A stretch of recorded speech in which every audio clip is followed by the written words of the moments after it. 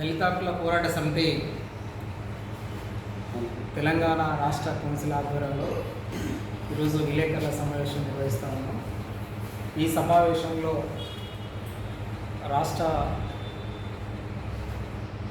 Vice president Saliganti Srinivasu, జాతీయ సమితి సభ్యులు బోయిన అశోక్, టి రామకృష్ణ, పునగంటి లావణ్య గారు పాల్గొన్నారు. మిత్రులారా, దేశవ్యాప్తంగా ఇవాళ బీజేపీ పార్టీ అధికారంలోకి వచ్చిన తర్వాత దళితులపైన తీవ్రమైనటువంటి దాడులు జరుగుతూ ఉన్నాయి. అదే కాకుండా కనీసము గ్రామీణ ప్రాంతంలో ఎలాంటి అవగాహన లేనటువంటి వ్యక్తుల మీద దాడి చేయడమే కాకుండా హర్యానా రాష్ట్రంలో ఆ స్టేట్లో ఉన్నటువంటి వై పూనం కుమార్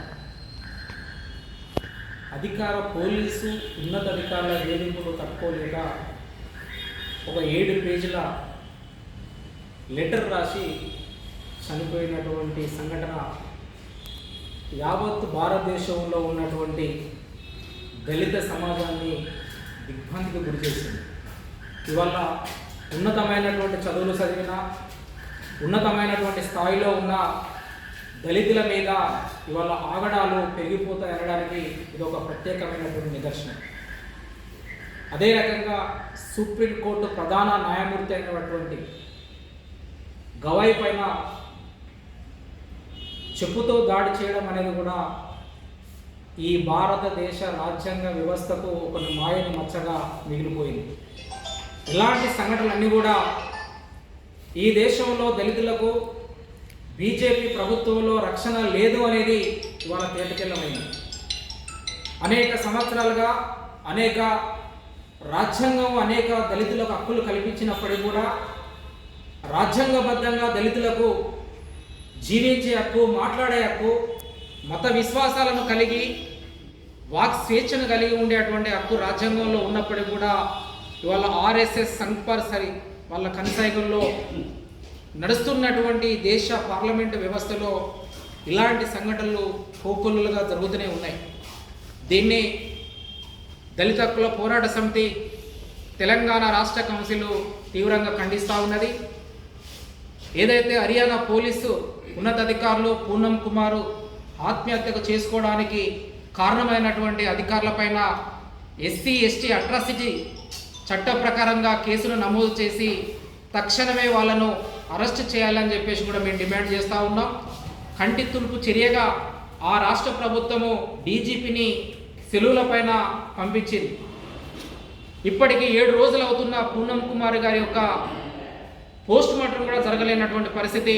అందుకు కారణం ప్రభుత్వ యంత్రాంగము, బీజేపీ ప్రభుత్వము సక్రమంగా నిబంధనలు అమలు చేయకపోవడం మూలంగానే వాళ్ళ కుటుంబ సభ్యులు పోస్ట్ మార్టం కూడా నిరాకరిస్తూ ఉన్నారు.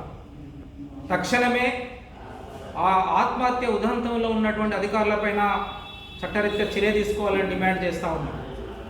మరొక వైపు తెలంగాణ రాష్ట్రంలో కూడా చాలా ప్రాంతంలో దళితుల మీద తీవ్రమైనటువంటి దాడులు జరుగుతూ ఉన్నాయి. ఈ మధ్యకాలంలో మోండా మార్కెట్లో కానీ, నిజామాబాద్ జిల్లాలో కానీ, ఆదిలాబాద్ జిల్లాలో కానీ, నిర్మల్ జిల్లాలో కానీ, మొన్న సూర్యాపేట జిల్లాలో కానీ కనీసము గౌతమ బుద్ధుని విగ్రహం ఏర్పాటు చేసుకుంటున్నామని నిర్మల్ జిల్లాలో ఏర్పాటు చేసుకుంటా అంటే ఆ గౌతమ విగ్రహాన్ని కూడా అడ్డుకున్నటువంటి సంఘటనలను తెలంగాణ రాష్ట్రంలో చూస్తూ ఉన్నాం. ఇట్లా రాజ్యాంగబద్ధంగా పరిపాలన చేయవలసినటువంటి యంత్రాంగం దళితుల మీద దాడులను తీవ్రతరం చేస్తూ ఉన్నది. దీనికంతటి కూడా కారణం ఆర్ఎస్ఎస్, బీజేపీ, సంఘ్ పరివార్ చేస్తున్నటువంటి మత విద్వేషాలను రెచ్చగొట్టడం కొరకు, అదే రకంగా మనువాద ధర్మాన్ని మరింత ముందుకు తీసుకుపోవడానికి కొరకు ప్రయత్నాలు చేస్తూ ఉన్నాయి. వీటన్నిటిని కూడా మేము ఖండిస్తూ ఉన్నాం.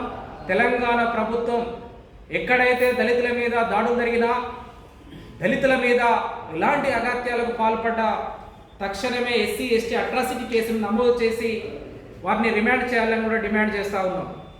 మరొక వైపు తెలంగాణలో గత కొన్ని సంవత్సరాలుగా బెస్ట్ అవైలబుల్ స్కూల్లో విద్యను అభ్యసిస్తూ ఉన్నారు.